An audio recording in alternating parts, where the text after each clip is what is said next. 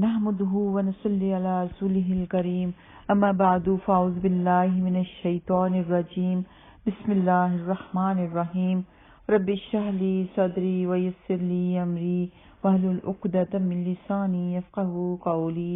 رب زدني علما اللهم فقهنا في الدين ربي يسر ولا تعسر وتمم بالخير آمین یا رب العالمین۔ السلام علیکم ورحمۃ اللہ وبرکاتہ۔ تو ڈیئر، اس سے پہلے ہم ایپیسوڈ 17 میں پڑھ رہے تھے دجال کے بارے میں، تو اسی کے بارے میں مزید بات کریں گے کہ یہ کہاں سے نکلے گا، کیسے اس کا خاتمہ ہوگا، کون اس کو مارے گا،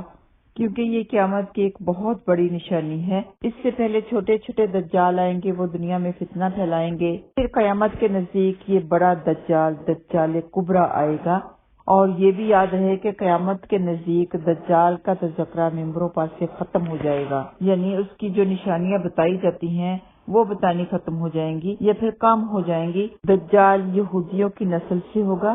دجال کو اللہ سبحانہ تعالیٰ نے پوری کی پوری طاقت دی ہوگی، جس طرح شیطان کو اختیار دے دیا، وہ انسان کے دل میں وسوسے بھی ڈال سکتا ہے اپنے بندوں کی آزمائش کے لیے، تو شیطان کو جب کہ سارا اختیار اللہ سبحانہ تعالیٰ نے دے دیا انسانوں کو گمراہ کرنے کے لیے بھی، اس کے اندر وسوسہ ڈالنے کے لیے بھی، تو انسانوں کی آزمائش کے لیے اللہ سبحانہ تعالیٰ دجال کو بھی پوری کی پوری طاقت دے دیں گے۔ وہ اپنی مرضی سے مار بھی سکے گا، زندہ بھی کر سکے گا، آسمان کی طرف اشارہ کرے گا، بارش ہونے لگے گی، یعنی ساری کی ساری چیزیں اس کی تابع ہوں گی۔ تو نبی پاک صلی اللہ علیہ وسلم نے ہمیں الرٹ کر دیا کہ اس سے بچنا کیسے ہے، بہت سی پیشین گوئیاں بتا دیں۔ قد اس کا ٹھگنا ہوگا، دونوں پاؤں ٹیڑھے ہوں گے، جسم پر بالوں کی مار ہوگی، رنگ سرخ یا گندمی ہوگا، سر کے بال گھنگریالے ہوں گے، ناک چونچ کی طرح ہوگی، بائیں آنکھ سے کانا ہوگا، دائیں آنکھ میں انگور کے بقدر ناک نہ ہوگا، یعنی ایک داغ سا ہوگا۔ اس کے ماتھے پر قاف الف فا را لکھا ہوگا، جسے ہر مسلمان بآسانی پڑھ سکے گا۔ اس کی آنکھ سوئی ہوگی مگر دل جاگتا رہے گا۔ شروع میں وہ ایمان اور اصلاح کا دعویٰ لے کر اٹھے گا، اسلام کے دعوے کرے گا، لوگوں کی اصلاح کرے گا، لوگوں کو اپنی طرف متوجہ کرے گا، لوگوں کو اپنے تابع کرے گا، اور پھر جا کر وہ خدائی کا دعویٰ کرے گا۔ اس کی رسوائی بھی اتنی بڑی ہوگی کہ اس کے دونوں کانوں کا درمیانی فاصلہ ہی قاف الف فا را لکھا ہوگا، جسے ہر مسلمان بآسانی پڑھ سکے گا۔ اس کی آنکھ سوئی ہوگی مگر دل جاگتا رہے گا۔ شروع میں وہ ایمان اور اصلاح کا دعویٰ لے کر اٹھے گا، اسلام کے دعوے کرے گا، لوگوں کی اصلاح کرے گا، لوگوں کو اپنی طرف متوجہ کرے گا، لوگوں کو اپنے تابع کرے گا، اور پھر جا کر وہ خدائی کا دعویٰ کرے گا۔ اللہ سبحانہ تعالیٰ اس کو بہت زیادہ قوت طاقت دیں گے لوگوں کی آزمائش کے لیے۔ تو کچھ لوگوں سے آ کر کہے گا کہ اگر میں تمہارے ماں باپوں کو زندہ کر دوں تو تم کیا میری خدائی کا اقرار کرو گے؟ لوگ اثبات میں جواب دیں گے۔ اب دجال کے شیطان ان لوگوں کے ماں باپوں کی شکل لے کر نمودار ہوں گے، نتیجتاً بہت سے افراد ایمان سے ہاتھ دھو بیٹھیں گے۔ اس وقت بہت سے لوگوں کے ایمان کمزور ہو جائیں گے۔ تو اس لیے نبی پاک صلی اللہ علیہ وسلم نے فتنہ دجال سے بچنے کے لیے فرمایا ہے کہ جس شخص نے سورۃ الکہف کی ابتدائی 10 آیتیں حفظ کر لیں وہ فتنہ دجال سے محفوظ رہے گا۔ یہ مسلم میں موجود ہے۔ اور آخری 10 آیات کے بارے میں بھی ہے کہ جو کوئی اس کو یاد کرے گا اور پڑھے گا تو وہ فتنہ دجال سے محفوظ رہے گا۔ تو اس لیے ہم سورۃ الکہف کی شروع کی 10 آیات یاد کر کے رکھتے ہیں اور سورۃ الکہف کی آخری 10 آیات یاد کی ہوئی ہیں، تو یہ ہر روز پڑھی جاتی ہیں۔ ٹھیک ہے، 20 آیات سورۃ الکہف کی ہر روز رات کو پڑھی جاتی ہیں۔ اللہ سبحانہ تعالیٰ سب کے ایمان کو محفوظ فرمائے۔ تو بہت سے لوگ ایمان سے ہاتھ دھو بیٹھیں گے، جبکہ آج کل بھی بہت سے لوگوں کے ایمان بہت کمزور ہیں، اتنے کمزور کہ جس کسی کی اولاد نہیں ہوتی وہ پیر کے پاس جاتے ہیں، اور ڈھونگی پیر ہوتے ہیں، ان سے ناجائز فائدہ اٹھاتے ہیں، جو کہ ہمارے اسلام میں ہے ہی حرام، بلکہ ہر مذہب میں حرام ہے۔ جس کسی کی اولاد نہیں ہوتی وہ مزاروں پہ جا کے منتیں مانگتے ہیں، وہاں سے مرادیں مانگتے ہیں، ان کو اپنا مددگار بنا بیٹھتے ہیں۔ تو ایسے لوگوں کے ایمان جب کہ پہلے ہی کمزور ہیں تو ان کا اس وقت کیا حال ہوگا؟ اللہ سبحانہ تعالیٰ سے ہم دعا کرتے ہیں کہ ان سب کے ایمان کو اللہ سبحانہ تعالیٰ مضبوط بنا دے اور ہم سب کو فتنہ دجال سے محفوظ فرمائے۔ تو اس کی رفتار آندھیوں سے زیادہ تیز اور بالوں کی طرح رواں ہوگی، بہت تیز رفتار ہوگی اس کی، دنیا کے ہر چپٹا کو رون دے گا۔ تمام دشمنان اسلام اور دنیا بھر کی یہودی امت مسلمہ کے بغض میں اس کی پشت پناہی کر رہے ہوں گے۔ وہ مکہ معظمہ میں گھسنا چاہے گا مگر فرشتوں کی پہراداری کی وجہ سے ادھر گھس نہ پائے گا، اس لیے نامراد اور ذلیل ہو کر واپس مدینہ منورہ کا رخ کرے گا۔ اس وقت مدینہ منورہ کے 7 دروازے ہوں گے اور ہر دروازے پر فرشتوں کا پہرا ہوگا۔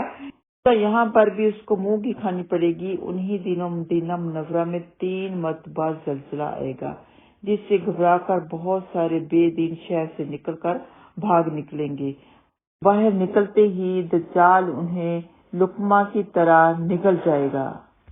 اس طرح صرف اور صرف مدینہ منورہ میں دیندار لوگ ہی رہیں گے، بے دین وہاں سے بھاگ جائیں گے۔ زلزلہ آنے کی وجہ سے جو دیندار ہوں گے وہ ثابت قدم رہیں گے، وہیں پہ رہیں گے، وہاں سے نہیں بھاگیں گے، ان کا تو ایمان ہوگا ہی مضبوط۔ اب لوگوں کو نہیں پتا کہ یہ دجال ہے، لوگ دھڑا دھڑ اس کے پیچھے لگ رہے ہیں، اس کی پیروی کر رہے ہیں، تو اس کو اب کون پہچانے گا کہ یہ دجال ہے؟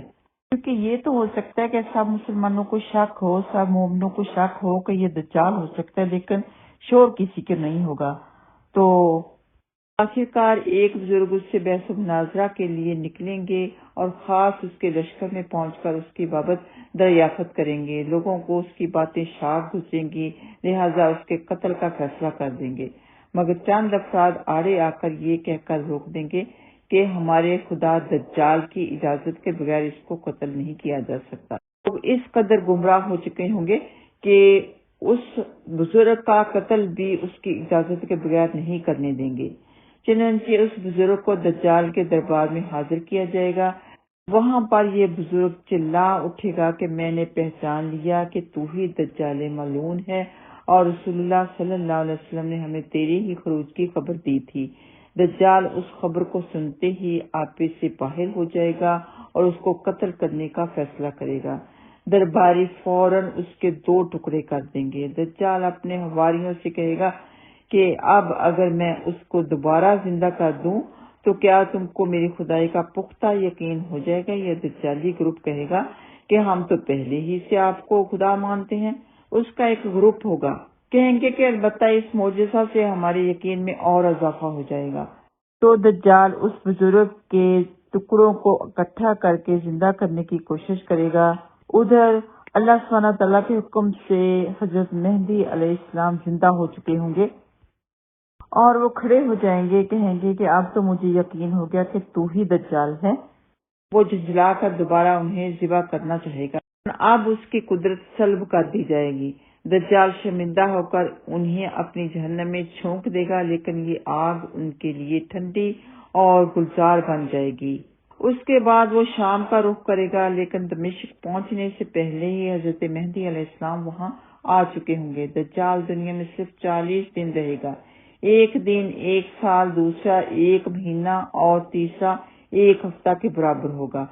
بقیہ دن معمول کے مطابق ہوں گے۔ امام مہدی علیہ السلام دمشق پہنچتے ہی زور و شور سے جنگ کی تیاری شروع کر دیں گے، لیکن صورتحال بظاہر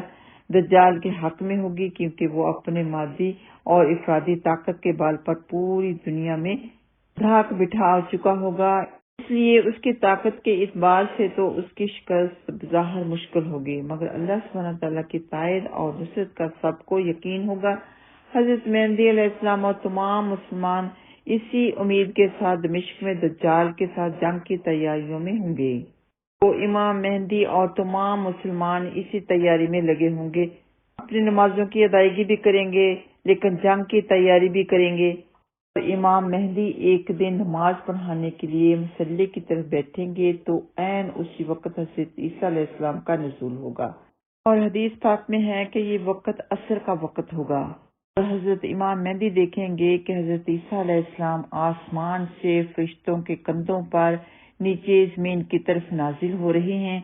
اور حضرت مہدی علیہ السلام کو تو پہلے ہی پتا ہوگا، جیسے کہ ہم سب کو بھی قرآن پاک سے اور حدیث سے پتا ہے کہ حضرت عیسیٰ علیہ السلام آئیں گے، تو وہ ان کے لیے مسلح خالی کر دیں گے۔ تو احتراماً حضرت عیسیٰ علیہ السلام کو، کیونکہ وہ پیغمبر بھی تھے اور بزرگ بھی تھے اور ہیں، اس لیے وہ امامت کے لیے حضرت عیسیٰ علیہ السلام کو کہیں گے اور ان کے لیے مسلح امامت کا خالی کر دیں گے، اور حضرت عیسیٰ علیہ السلام اس پیشکش کو مسترد کر دیں گے، یعنی کہ نہ کہیں گے، اور کہیں گے کہ اس کام کے لیے اللہ سبحانہ تعالیٰ نے آپ کو ہی منتخب کیا ہے۔ مطلب یہ کہ نبی پاک صلی اللہ علیہ وسلم کے امتی ہی امامت کریں گے۔ اگر حضرت عیسیٰ علیہ السلام امامت کرا دیتے تو مطلب یہ ہوتا کہ حضرت عیسیٰ علیہ السلام نبی ہیں، ان کی پیروی میں ان کو نبی مانا جائے، تو وہ کیونکہ نبی کی جگہ حضرت محمد مصطفیٰ صلی اللہ علیہ وسلم کی امت بن کر رہیں گے، اس لیے حضرت عیسیٰ علیہ السلام حضرت امام مہدی کو ہی امامت کے لیے کہیں گے، اور کہیں گے کہ مجھے امامت کے لیے نہیں بھیجا گیا، مجھے تو یہودیوں سے انتقام لینے کے لیے بھیجا گیا، کیونکہ وہ اسلام کے دشمن ہوں گے، اور وہیں سے دجال پیدا ہوا ہوگا، وہ بھی اسلام کا دشمن، کافر، بلکہ خود کو خدا کہنے والا ہوگا۔ ان کو ختم کر دیں گے تو پوری دنیا میں اسلام پھیل جائے گا۔ تو اسی دوران یاجوج ماجوج جو قوم ہے وہ نکلے گی، جس کا ذکر سورۃ الکہف میں ہے کہ حضرت ذوالقرنین علیہ السلام نے انہیں ایک دیوار کے پیچھے بند کر دیا تھا۔ اس کے بارے میں حدیث ہے کہ حضرت ابو ہریرہ رضی اللہ تعالیٰ عنہ بیان کرتے ہیں کہ رسول اللہ صلی اللہ علیہ وسلم نے فرمایا، بلا شبہ یاجوج ماجوج ہر روز دیوار کھودتے ہیں، حتیٰ کہ وہ سورج کی شعاع دیکھنے کے قریب ہو جاتے ہیں تو ان کا نگران کہتا ہے واپس چلو، باقی کل کھودیں گے، مگر اللہ سبحانہ تعالیٰ اس دیوار کو پہلے سے بھی زیادہ مضبوط کر دیتا ہے، یہاں تک کہ جب ان کی مدت پوری ہو جائے گی اور اللہ سبحانہ تعالیٰ انہیں چھوڑنے کا ارادہ کر لے گا تو پھر وہ ایک دن دیوار کھودیں گے اور سورج کی شعاع دیکھنے کے قریب ہو چکے ہوں گے تو ان کا نگران کہے گا چلو باقی کل کھودیں گے انشاءاللہ۔ تو جب کہ وہ انشاءاللہ کہہ دیں گے، وہ اللہ کی مرضی کا ذکر کریں گے، تو ان کی یہ برکت ہوگی کہ کل جب وہ آئیں گے تو دیوار اسی طرح ہوگی جس طرح کھودی ہوئی وہ چھوڑ کر گئے تھے، پھر وہ اسے کھود کر لوگوں پر نکل آئیں گے، وہ سارا پانی پی جائیں گے اور لوگ ان سے بچنے کے لیے قلعہ بند ہو جائیں گے، آسمان کی طرف تیر پھینکیں گے تو تیر خون سے تربتر واپس آئیں گے، تب وہ کہیں گے ہم نے زمین والوں کو زیر کر لیا اور آسمان والوں پر غالب آ گئے، تب اللہ سبحانہ تعالیٰ ان کی گدیوں میں کیڑے پیدا کر دے گا جن سے وہ ہلاک ہو جائیں گے۔ یہ ابن ماجہ میں موجود ہے، کیونکہ وہ اتنی تباہی پھیلائیں گے کہ حضرت عیسیٰ علیہ السلام بھی ان سے تنگ آ جائیں گے، عاجز آ جائیں گے، تو وہ اللہ سبحانہ تعالیٰ سے دعا کریں گے ان کی ہلاکت کا، تو اللہ سبحانہ تعالیٰ اس طرح انہیں ہلاک کر دیں گے۔ اور نبی پاک صلی اللہ علیہ وسلم نے فرمایا کہ اللہ سبحانہ تعالیٰ عیسیٰ علیہ السلام پر وحی بھیجے گا کہ میں نے اپنے ایسے بندے نکالے ہیں کہ ان سے لڑنے کی کسی میں طاقت نہیں، لہٰذا آپ میرے مسلمان بندوں کو طور پر جمع کریں، اس کے بعد اللہ سبحانہ تعالیٰ یاجوج ماجوج کو نکالے گا تو وہ ہر اونچائی سے نکل بھاگیں گے۔ ان کا پہلا حصہ جب بحیرہ تبریہ پر پہنچے گا تو جتنا پانی اس میں ہوگا وہ تمام کا تمام پی جائیں گے، پھر ان کے بعد والے آئیں گے تو کہیں گے کبھی اس میں پانی موجود تھا، پھر آگے چلیں گے یہاں تک کہ اس پہاڑ پر پہنچیں گے جہاں درختوں کی کثرت ہے، اور کہیں گے ہم نے زمین والوں کو قتل کر دیا۔ اس خوش فہمی میں غلط فہمی میں مبتلا ہو جائیں گے، سوچیں گے کہ ہم نے زمین والوں کو قتل کر دیا، کیونکہ زمین بالکل ویران ہو جائے گی، خالی ہو جائے گی، کیونکہ حضرت عیسیٰ علیہ السلام مسلمانوں کو لے کر طور پر جمع ہو چکے ہوں گے۔ تو کہیں گے آپس میں کہ آؤ اب آسمان والوں کو بھی قتل کر دیں، چنانچہ وہ اپنے تیر آسمانوں کی طرف پھینکیں گے تو اللہ سبحانہ تعالیٰ ان کے تیر خون آلود واپس پلٹائے گا۔ اس دوران میں اللہ سبحانہ تعالیٰ کے نبی سیدنا عیسیٰ علیہ السلام اور ان کے صحاب محصور رہیں گے، یہاں تک کہ ان کے نزدیک بیل کا ایک سر، اور ساتھ میں فرمایا کہ جو تمہارے نزدیک 100 دینار ہیں ان سے بہتر ہوگا۔ پھر اللہ سبحانہ تعالیٰ کے نبی عیسیٰ علیہ السلام اور ان کے ساتھی اللہ سبحانہ تعالیٰ سے دعا کریں گے تو اللہ سبحانہ تعالیٰ ان یعنی یاجوج ماجوج کی گردنوں پر کیڑے پیدا کر کے انہیں آن وحد میں ایک نفس کی موت کی طرح ہلاک کر دے گا۔ پھر اللہ سبحانہ تعالیٰ کے نبی عیسیٰ علیہ السلام اور ان کے ساتھی زمین پر اتریں گے، مگر زمین میں ہر جگہ بدبو پھیلی ہوئی ہوگی۔ چنانچہ سیدنا عیسیٰ علیہ السلام اور ان کے ساتھی اللہ سے دعا کریں گے تو اللہ سبحانہ تعالیٰ بکتی اونٹوں کی گردنوں کے برابر پرندے بھیجے گا جو انہیں وہاں سے لے جا کر دور پھینکیں گے، وہاں پھینکیں گے جہاں اللہ سبحانہ تعالیٰ کا حکم ہوگا۔ پھر اللہ سبحانہ تعالیٰ بارش برسائے گا جو ہر مٹی اور خیمے والے گھر میں پہنچے گی، اور اس کے ذریعے سے اللہ سبحانہ تعالیٰ زمین کو اس طرح پاک صاف کر دے گا جس طرح زمین کوئی حوض یا باغ ہو، بہت ہی پاک صاف ہو جائے گی۔ پھر زمین کو حکم ہوگا کہ اپنے پھل اگا اور برکتیں نکال، تو اس وقت ایک انار پوری جماعت کھا سکے گی، یعنی اتنی برکت ہوگی اس انار میں، اور اس کے چھلکے سے لوگ سایہ حاصل کریں گے، اور ایک دودھ دینے والی اونٹنی کا دودھ کئی جماعتوں کے لیے کافی ہوگا، اس میں بھی اتنی برکت ہوگی۔ ایک دودھ دینے والی گائے کا دودھ ایک قبیلے کو کفایت کرے گا، اور ایک دودھ دینے والی بکری کا دودھ ایک خاندان کو کافی ہوگا۔ لوگ اسی حال میں ہوں گے کہ اچانک اللہ سبحانہ تعالیٰ ایک ہوا بھیجے گا جو ان کی بغلوں کے نیچے سے اثر کرتی ہوئی گزرے گی اور ہر مومن اور مسلم کو فوت کر دے گی۔ پھر صرف بدترین لوگ باقی رہ جائیں گے جو گدم کی طرح باہم جھگڑیں گے، اتنا آپس میں جھگڑا کریں گے بے حد و صاحب، جس طرح گدے کرتے ہیں اس طرح جھگڑتے رہیں گے، اور انہیں پر قیامت ہوگی۔ سیدنا حذیفہ بن اسید رضی اللہ تعالیٰ عنہ بیان کرتے ہیں کہ رسول اللہ صلی اللہ علیہ وسلم ہمارے پاس تشریف لائے، ہم باتیں کر رہے تھے، آپ صلی اللہ علیہ وسلم نے فرمایا تم کیا باتیں کر رہے تھے؟ ہم نے کہا ہم قیامت کا ذکر کر رہے تھے۔ نبی پاک صلی اللہ علیہ وسلم نے فرمایا قیامت قائم نہیں ہوگی جب تک تم اس سے پہلے 10 نشانیاں نہیں دیکھ لو گے۔ پھر نبی پاک صلی اللہ علیہ وسلم نے ذکر فرمایا دھوئیں کا، دجال کا، زمین کے جانور کا، مغرب سے سورج کے نکلنے کا، اور عیسیٰ علیہ السلام کے اترنے کا، یاجوج ماجوج کا، اور 3 جگہ خسف کا یعنی زمین میں دھنسنا،